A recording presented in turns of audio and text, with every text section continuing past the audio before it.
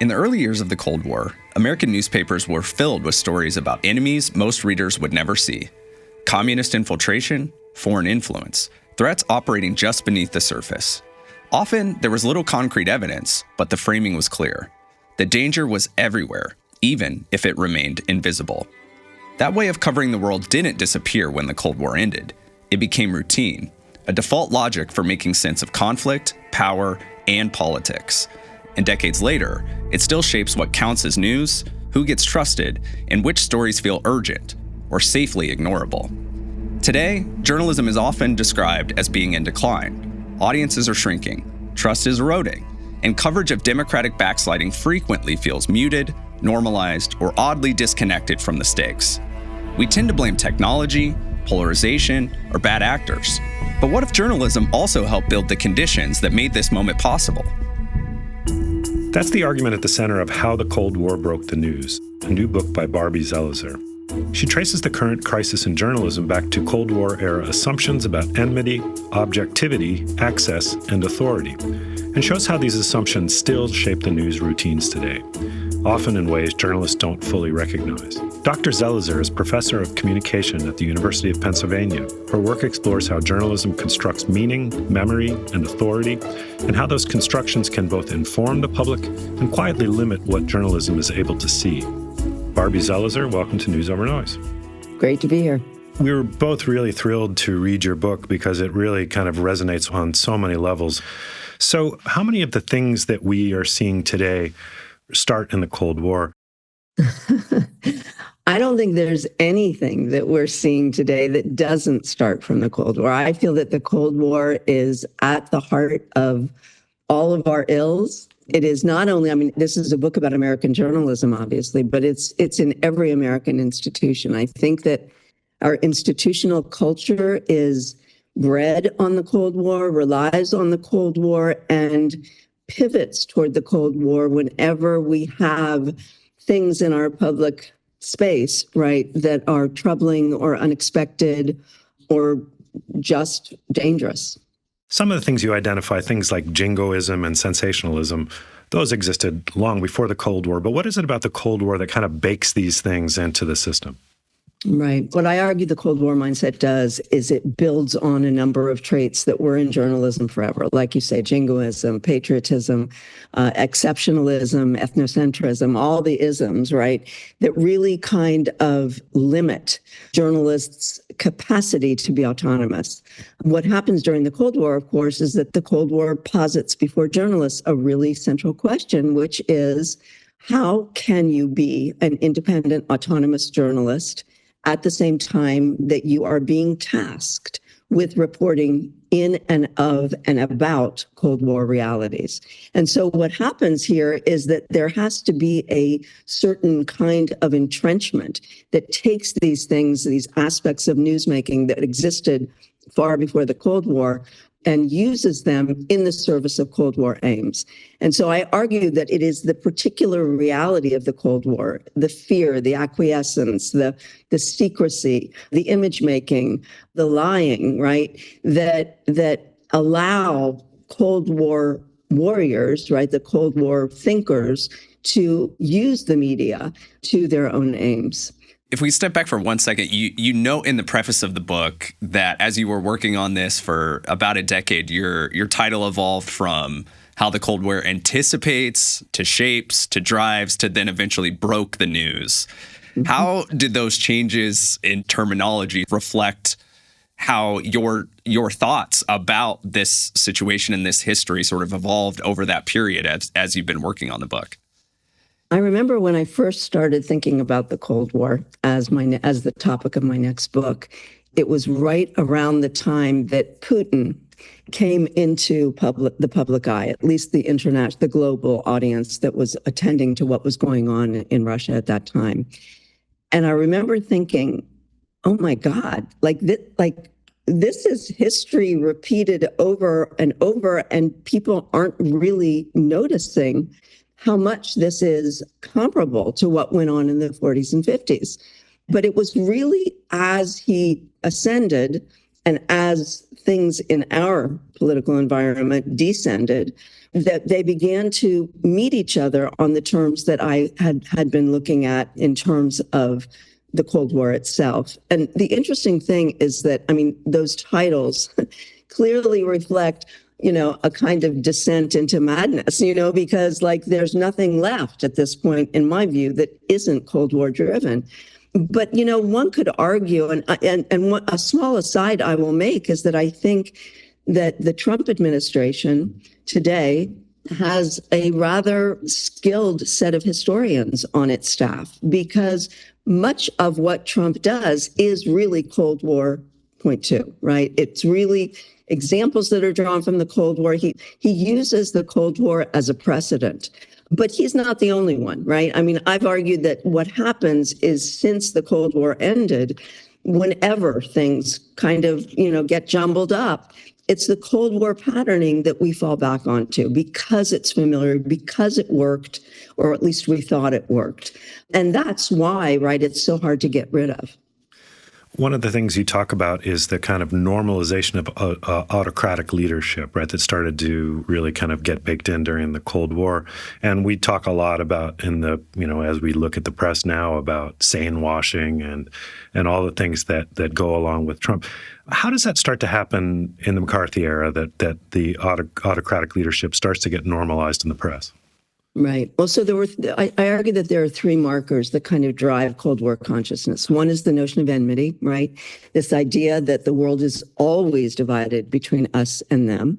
And us, we are always on the good side, right? And they are always on the bad side. So if we're moral, they're amoral. If we're democratic, they're communist. If we are productive, they are stale, right? So there's a kind of symmetry that goes along building on this notion of enmity, by which both sides see the other as bad, the other's government as ill-advised, and the other's public as ill-served. So there's a kind of parallelism that kind of drives through thinking about enmity that kind of crystallizes exactly how autocracy begins to come around.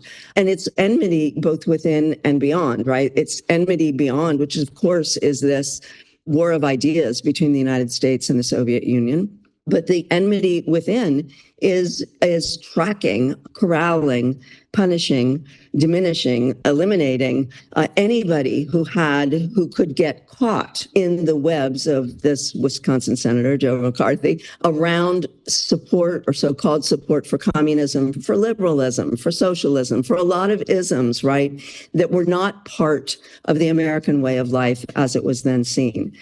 The interesting thing about the media and McCarthyism is they never really did their job. Journalists were way off mark.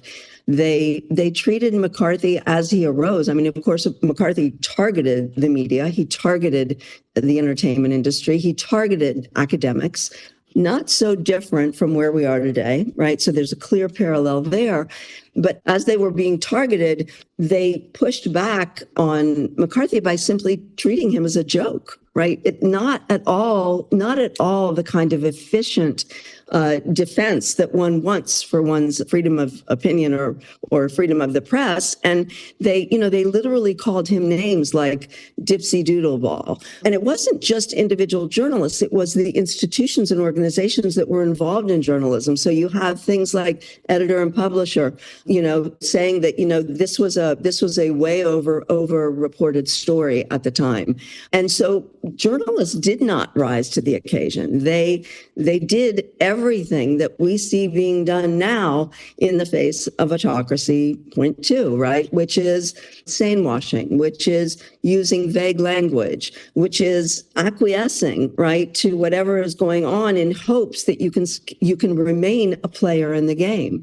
It's using euphemism, right? It's using qualification in your language. So all of the things that we have seen in the Trump administration 1 and 2, right, is classic journalistic behavior that we saw during McCarthyism. So, the question of how to fight autocracy, we know there are enough people telling us, right? There are enough people who are outside of our closed system or our closed belief system who can say, get your act together, right? Start putting things in their right place. Start understanding things the way they need to be understood if we're going to diminish this threat.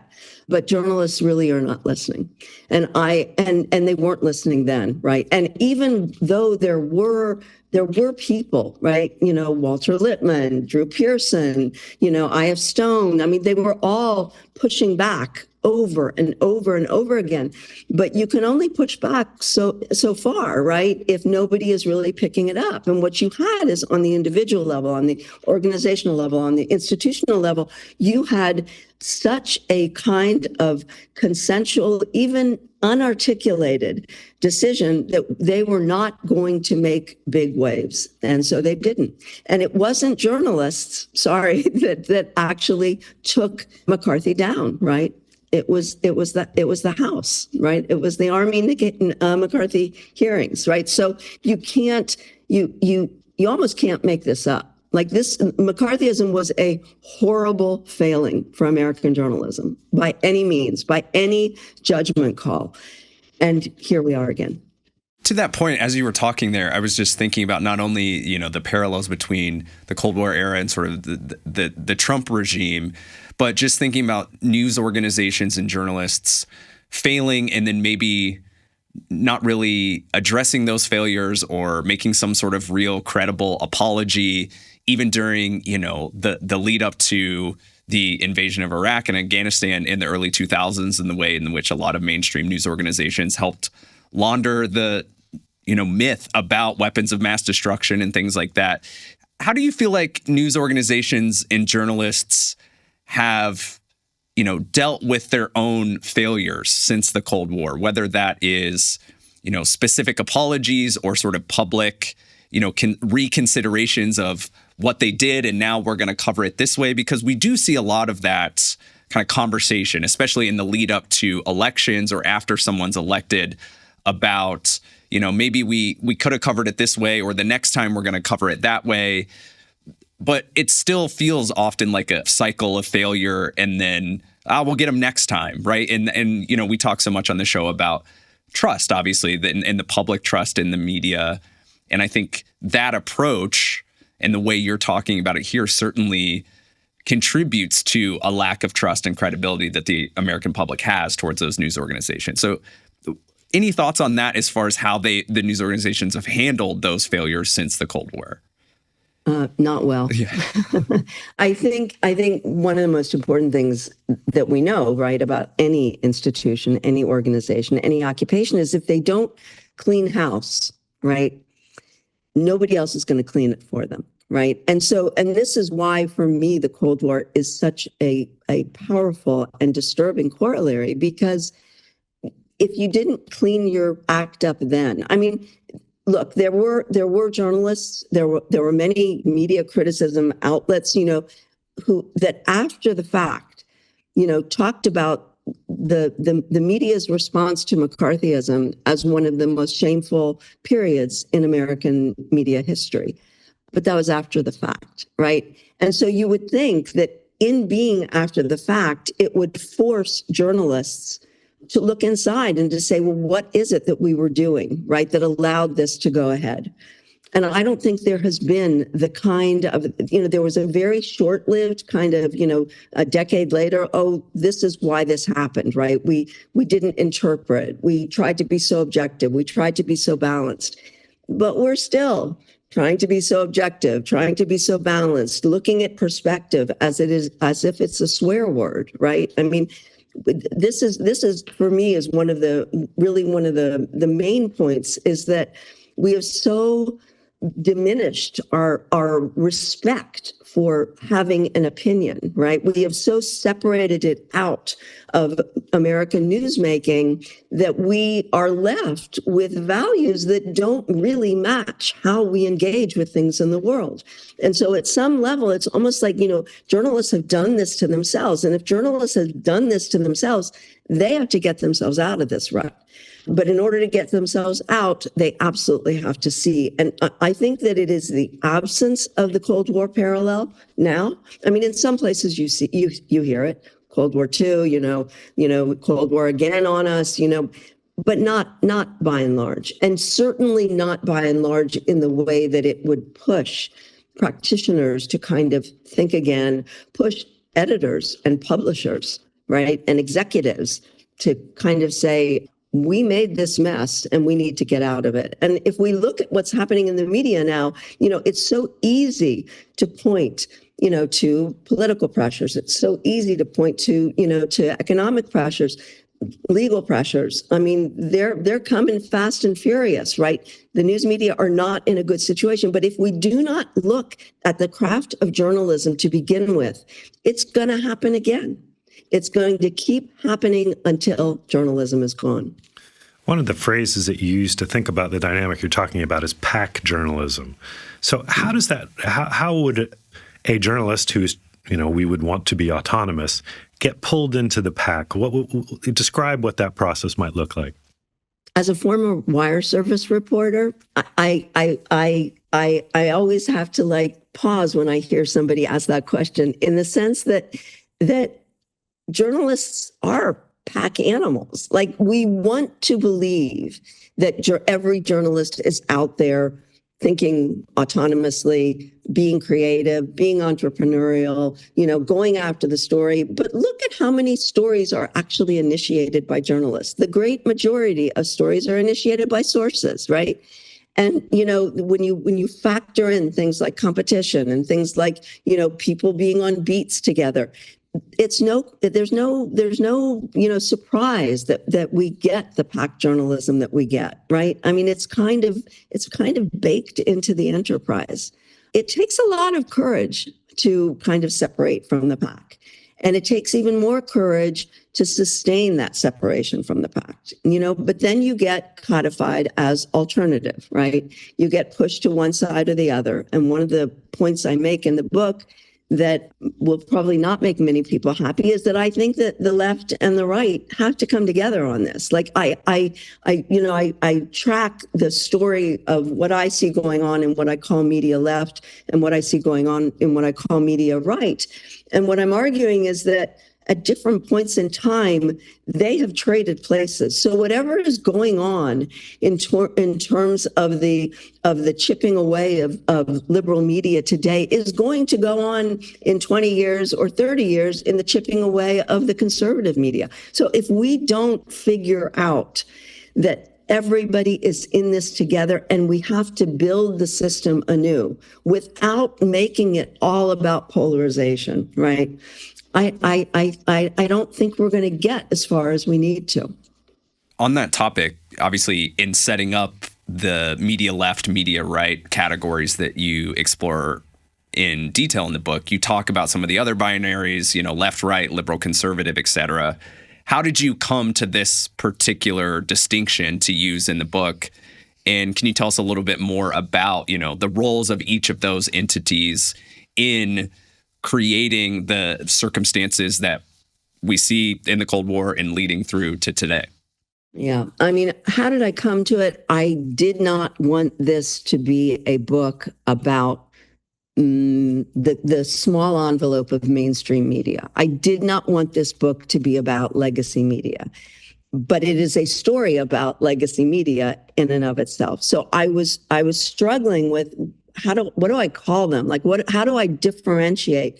That was the moniker I finally came up with, because I wanted to use a label that would make us think, right, that there are two entities, that there are two parts of the same entity, insisting that they are two separate entities. And so, there's no question, that, if you think about McCarthyism, it's really only after media right actually say, hey guys, this is a problem. We got to get rid of this man, right? We got to stop this, that McCarthyism begins to be taken seriously, right? When you kind of go back and kind of pull out all of the stuff that makes it difficult to trace as a story, that's really when things change for McCarthyism. And certainly the right, media right, were much more in support or in the embrace of McCarthyism than the liberal media were, right? Media left. But my argument is not so much that this comes out of media right, because there are other moments that things come out of media left and the same thing happens, right?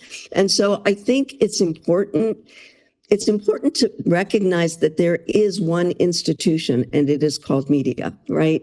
And it's kind of like, there is one institution and it is called politics, right? That doesn't mean that there aren't strains within it, but it means that we don't get very far as a country if those strains are always at war with each other. And I always take issue with the notion, I mean, we all know, we've been taught since we were in grade school, if we were lucky enough to go to a school that taught citizenship, we've always learned that journalism is necessary for democracy, right? But what we have assumed and what gets argued a lot is that democracy is central for journalism, and that's not true. Any journalism will exist. Journalism exists in autocratic countries all over the world, right? And it's in the slide from the so-called democratic part of the spectrum to the so-called autocratic part of the spectrum that happens because we are so interested, right, in what journalism is doing for democracy, what journalism is doing for capitalism. And we really have to shake that up. It seems like a lot of those questions aren't being asked of what we would call mainstream media. So how do we understand the mainstream media right now? I mean, what is it? Where did that concept come from? Does it even exist? Or is it this fantasy that radical centrist journalists who, report their news from nowhere try to occupy? I mean, the fact that you can ask that question means that it doesn't have the kind of coherence that we need, right? Where did it come from? I don't know if it came as a term from the right or the left, but I think that the right has decried it at the same time as the left has upheld it, right? I mean, now mainstream media are seen as a very large problem. The way I deal with mainstream media is I always have media critics in one ear at the same time as I'm looking at what's going on in the media. Otherwise, you can't understand anything. But I think that the notion of mainstream media, in some sense, echoes the need that we have for a center, right? We need a center. There's this myth, right, that we need the center. The center needs to be, I mean, even when you look at the Paramount takeover, right, and they're talking about CNN today as, positioning itself center right, center left, which of course it does. That's not where it started, right? And so, I think that these things shift. And they shift in ways that allow us to keep the center intact, right? To keep the left and the right at the margins, right? Because that's one of the myths of democracy as well, right? So it's all about, how institutions collude, not just within an institution, but across them, in keeping a particular understanding of how power dynamics are supposed to work. You mentioned this earlier, but you also talk a lot about it in the book. But there's a sense that you describe that how Cold War logic emerges during complicated times or complicated events, right? But does this logic really just exist kind of all the time? Or what are the distinctions you're sort of drawing as far as how it might emerge in a more prominent sense during, eras of political unrest or during certain administrations? Can you define that a little bit more for us? Right. It strikes me that I didn't offer you the other two markers, which actually get to your question, because alongside enmity, right, is this notion of invisibility, right? And invisibility being the idea that things don't have to be visible for us to treat them as real, right? And so this idea of invisibility is about real events, mostly wars, being treated as invisible, and invisible wars or events being treated as real. And of course, this is the crux. This is the kind of foundational tension in the Cold War, which is, we had to make this war of ideas seem real, right? Even though there was no violence, there were no deaths, there was no structural devastation in the territory of the two protagonists, the U.S. and the USSR. At the same time as the wars at the side, right, the proxy wars that people weren't exactly seeing could be made to be invisible, right? And so if you take the Korean War, we knew nothing about it. The Korean War was labeled a forgotten war even before we got there, right? And why do I bring this up? Because when you're talking about how this kind of manifests, I mean, I like the idea of it kind of, it never goes away. You're right. But where you see something like invisibility come about, of course, is in the global war on terror, right? This is a new forever war. This is exactly the war that it is on journalists to be patient, right? To watch it be prosecuted year after year after year. Sometimes when you don't even know, the protagonist. Sometimes when you don't really know where it's taking place. But it is a divorcing of coverage from evidence. And so once you establish the ability or the necessity of divorcing coverage from evidence, like it doesn't have to be real for us to treat it as real. That could go anywhere, right? And so I think that what happens with the Cold War logic, and the third piece is outreach, the idea, again, that we needed the media intact to be showing the world our way of life, right? And so this is about extraordinary collusion. It's about excessive cronyism, right? To proximate source journalist relations. And so what we get there in all of these is, whatever is needed at a given point, you can see one of these markers kind of reassert itself. So it doesn't go away, but it is kind of under the surface. I think that in times of calm, although it's harder to remember those these days, in times of calm, I don't think that Cold War logic necessarily makes itself known. But it is there for the taking when things begin to get a little bit complicated. One of the things we talk about on the show a lot is news avoidance. It was kind of our frame for thinking about this. It was a problem we saw in young kids, that nobody wants to watch the news. And I was struck that you were talking about how this Cold War press created a ton of anxiety, right? Because of the invisible wars, the looming death threat, having people practice duck and cover under the bed, all of that stuff.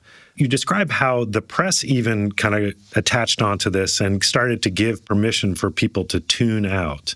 I was interested in what is it about that anxiety production that you think maybe it feeds a feedback loop that exacerbates some of the Cold War journalism problems? Yeah.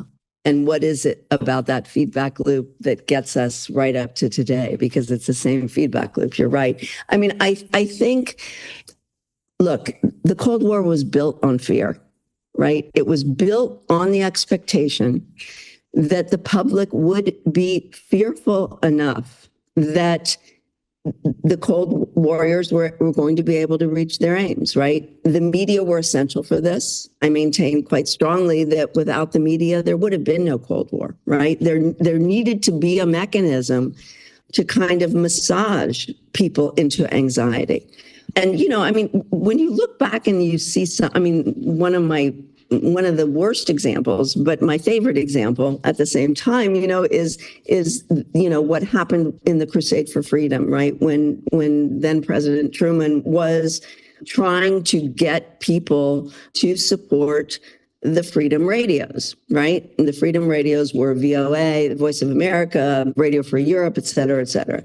And he wanted the public to be involved and to feel indebted, right, to the media that he was already using, right, to disseminate, a Cold War mode of thinking, not only in the United States, but abroad. And I think it's like $7 million, truth dollars, they called them. They raised to support the freedom radios.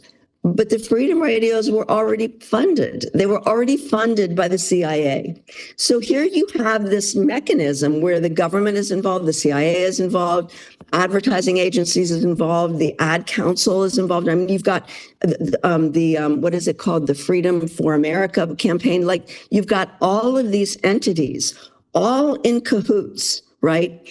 Working the media to keep people on the edge of their seats. Right. And, the media really followed suit. I mean, much of Cold War coverage was about imagining a nuclear war. Right. Much of Cold War coverage was quite stunningly. It was really frightening. There were constant, repetitive attempts to imagine into drawings, basically, because they couldn't use photographs. What would be left after a nuclear devastation? What would be left after World War III, right? And so there's no better way to keep people manipulated, right, than to keep them fearful. And people were scared. There's no question about it. And they were manipulated. No question about that either. I want to ask you two questions about the Cold War logic and the reporting on the 2024 election and then into the Trump administration. So you talk near the end of the book about, and I think you even say that the media news coverage of the 2024 election leading up to it and, the sort of coverage and thinking about could Trump get reelected, right, or get elected for a second time, that they just got it wrong, right? To go back to this idea that they get a lot of things wrong. Can you tell us a little bit more about how you came to that conclusion? Not that I think we disagree with that conclusion, but just what is your thought on the way in which the contemporary media is and has covered, that campaign and now this administration? And then I've got a related follow-up for you. Well, I mean, they repeated the mistakes of the past. That's the easiest way to start this. I mean, look, there's no question that there have been faults on all sides here, right? I mean, it's not just the media, it's the politicians, it's politicians on both sides. I mean, there's been a lot of disappointment and a lot of disillusionment, right? But I think that what we saw with journalism is this kind of repair to what I would call values and practices that were entrenched during the Cold War to minimize the threat that was Trump, right? And so, I one of the biggest things in the first Trump administration was, of course, is he lying or is he just telling mistruths? So I mean, the euphemisms that were used, the sane-washing that was used, the gaslighting. I mean, all of the things that are familiar to us from the Cold War period, we saw in 2024 and before. And, I mean, I think that it's not only the erroneous reading of the fact that Trump was going to get elected again, right? I mean, there are so many things that you could pull in there, but I think that the thing that was more disappointing to me is that after the fact, they didn't switch it up. Like, that's what you do with a dictator. That's what you do with an autocrat. You believe him, you take him at his word, and there was constant, and there still is minimization of what's going on. I mean, look at the war on Iran. Right? Have we heard any legitimation, any justification as to why we're about to attack Iran if we actually do? No. We're just talking about when, right? So this is on journalism. Where is journalism here? And, I mean, there are media critics who are certainly saying, and have been saying since 2024, that it was a mismatch between what good reporters were trying to produce, right, and what bad editors were trying to suppress. And that might be the case. It might be the case. But as far as I'm concerned, I don't care who it is, right? The point is that as a public, we are getting hogwash. Like, we are not getting the kind of coverage that we need to be able to figure out whether or not we want to live in an autocratic country. The fact that even the question of calling him autocratic, right, that took so long. I mean, he was saying it straight out. Everything he said, he has done. Right. And so it's very much, I mean, this is very much a pullback to McCarthy as well. He's not smart enough. He's not, he doesn't really know what he's saying. His advisors are running him. That all may be true, but it's still happening. Yeah, you predicted what I was going to ask, because I was going to ask then, what is your assessment of the coverage since he, came back into office? And specifically, I was also thinking about the potential, attack or efforts in Iran. And I think what's interesting about that to me, in the frame of what we've been talking about today and in your book, is that it doesn't even feel as if the sort of news infrastructure apparatus is sort of playing their role in the same way that they have historically, like during, the lead up to the war on terror, where there's not even an effort to kind of launder some sort of reason for why we're doing this, like freedom or we need to democratize or anything like that. It's just the coverage is sort of like, well, yeah, it's going to happen. And then that kind of moving on, and not even necessarily to a degree to meet the moment of at least pushing them as like, why are we doing this? Right. And I think that's even an interesting point in that, the media is fulfilling its role, but also not even doing the kind of artifice of it, not even playing that role where they describe, we're doing this for the good of the nation or for peace in the Middle East or anything like that. It's just like, no, it's happening. Right. And there's the facade is sort of away in that regard. Right. I mean, there are little phrases that get cluttered that are pulled from the Cold War. We're defending, freedom writ large, whether they think it's freedom or not. Right. But I think it's interesting because,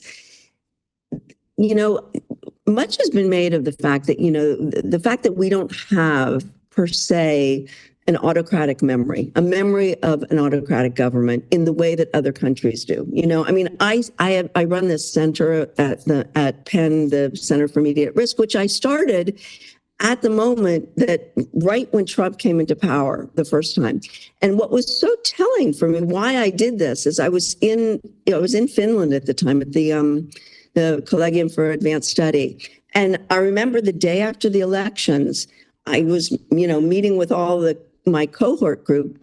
These were scholars from Russia and Latvia and Lithuania and Poland and Czech Republic and Hungary. And they basically said to me, what did you expect?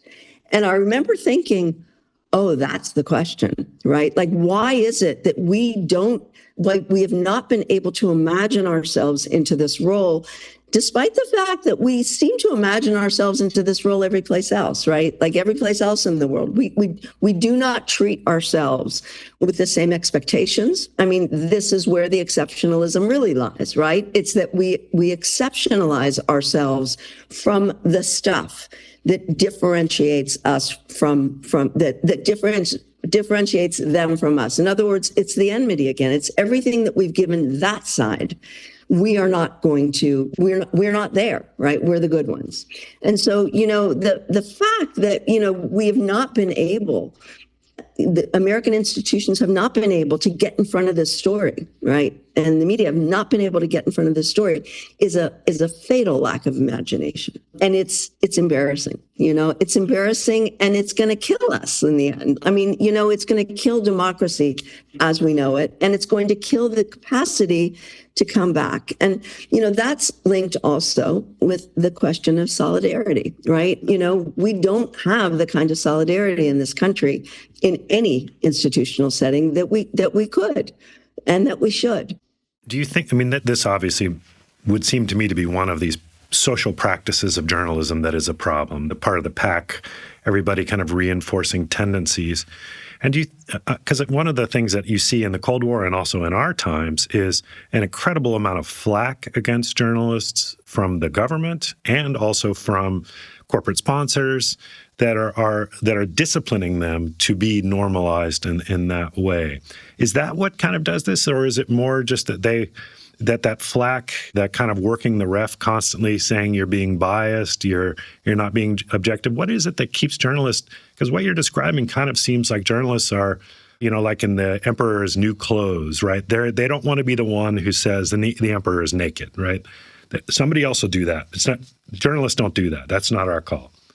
I mean, I think you've actually answered the question. Like, I think that, look, this is what Timothy Snyder, the historian, American historian, calls anticipatory obedience, right? Like, I mean, I think I don't think that we have, I mean, I think it's both. I think it's both pressures from outside, absolutely, and it's pressures from inside, and it's implicit modes of social control. People don't want to lose their jobs. People don't want to be, laughed at in the middle of a press conference and told that they're fat, right? Like, it's everything. It's everything. And I think that what we're missing is the ability inside of journalism to figure out how to stand on their feet, and that, it, again, I mean, I know I said this already, but if we do not task journalism and journalists with making themselves better, nothing's going to change,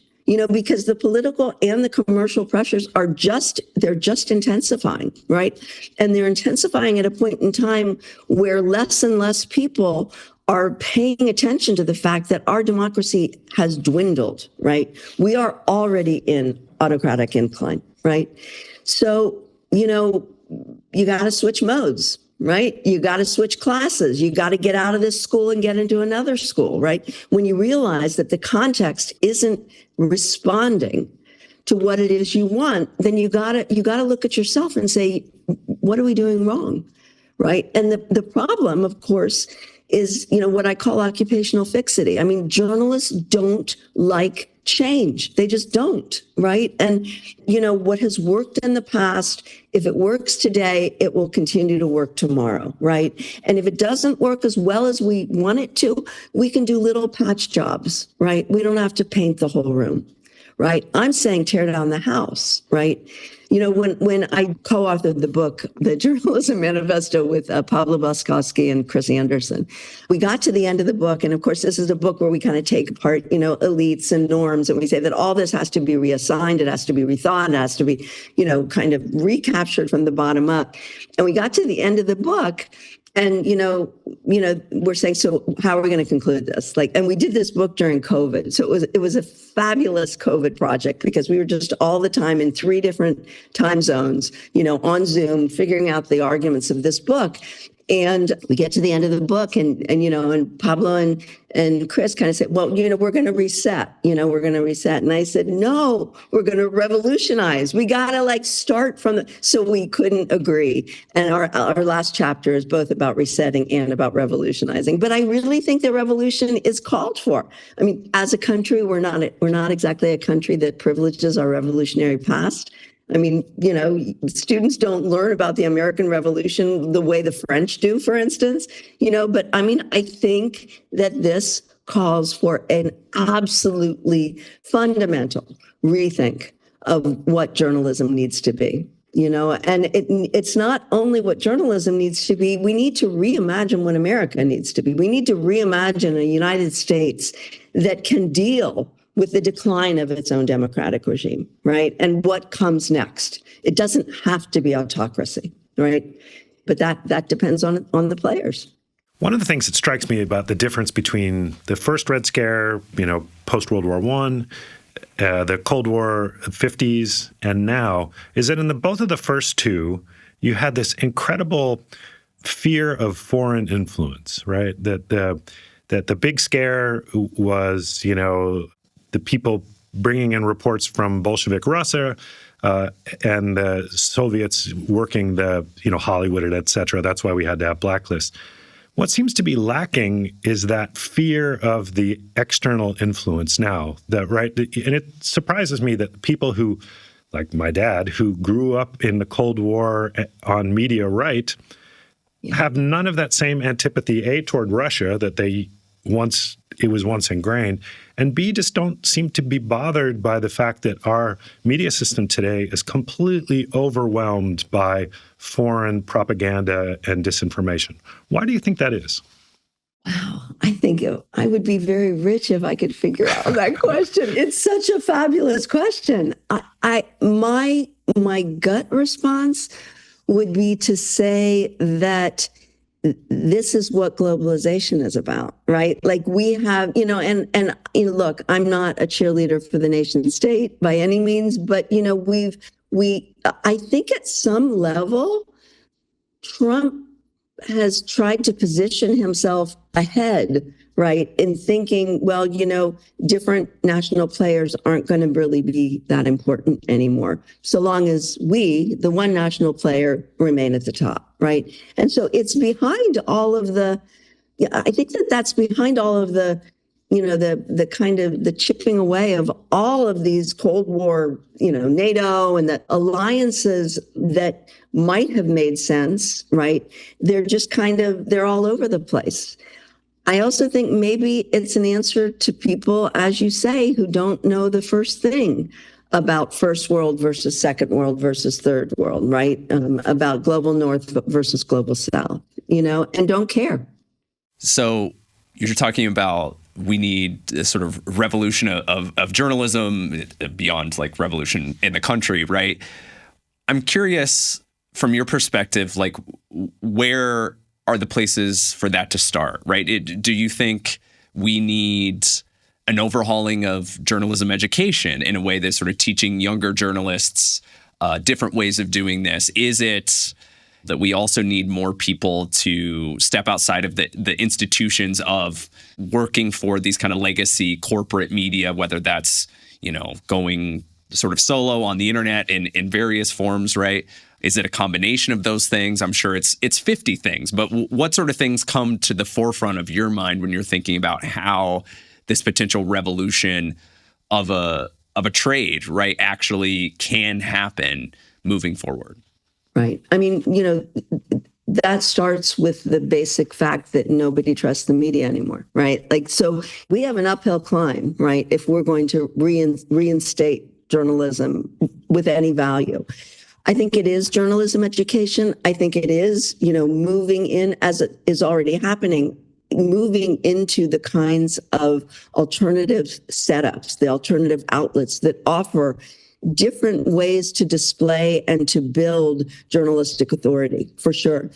But I also think it's about media literacy. I think, when I said before that, if you were lucky enough to have a civics class in your high school, were you lucky enough to have a media literacy program, right? Like, I wasn't, right? I grew up in the Midwest. There was no such thing. If we don't begin to teach people how to engage with the media are losing another kind of source of the necessity of their own existence and of how to legitimate the things that they do. So it's like, that connection between journalism and the public has to come back. It has to come back. I care less about the institutional culture than I care about that. When students come into my class, and I'm teaching right now a class on critical perspectives on journalism to undergraduates, and when they come into my class, they don't always have. First of all, they don't necessarily want to be journalists, which is fine. I'm not there to teach them to be journalists. I'm there to teach them to be critical media consumers or critical media publics or critical media audiences, whatever moniker we want to put there. But they don't even want that necessarily. And so, there's a real challenge to getting them to understand how to read a media article, how to understand a headline, what is important about where and how a journalistic engagement takes shape, and to be cognizant of that, and also to be cognizant of moving beyond boundaries, right? I think a lot of this is about boundaries, that we think that the American news media are the beginning and end of the record of the world. Not so. And so if we can just kind of step outside a little bit and look back in, both in terms of democracy and autocracy, in terms of the United States and other countries, in terms of the legacy media outlets and all of the new startups, I think that that's maybe a note for moving forward in a slightly different way. Well, Barbie Zelizer, thank you so much for being with us, and thank you for your book. And we'll keep up the fight, if you will. Will do. Thank you for having me. Thank you so much. Matt, I think that was a great conversation with Barbie Zelizer. one that provides a lot of wonderful historical context and parallels to so many things that we talk about on this show. What are some of your big takeaways from our chat with her? Well, part of it is what she was talking about, just in terms of the anxiety produced by this kind of Cold War logic. I woke up today and was reading about how we're about to bomb Iran, right? And immediately filled with a kind of a dread that this was something that was out of my hands. And it does strike me that, if you've seen the old duck and cover things that they used to show for kids in school, that people lived with that anxiety. And what this does, I think, is it makes you more acquiescent. It makes you more willing to just accept what you're told to do. So this kind of conformity that comes out of that, I can feel that chill in our times today. And how about you? As we talked to her, you could sense in her voice and in her answers that as a former journalist, she is really so frustrated and pained by the situation we find ourselves in. And I had a much less successful journalism career than she did. But as someone who has a journalism degree and has worked in news and journalism in various forms, I find myself, of course, feeling that way. We express that a lot on this show where, these things are happening in the world and certain things are occurring within our government and other governments.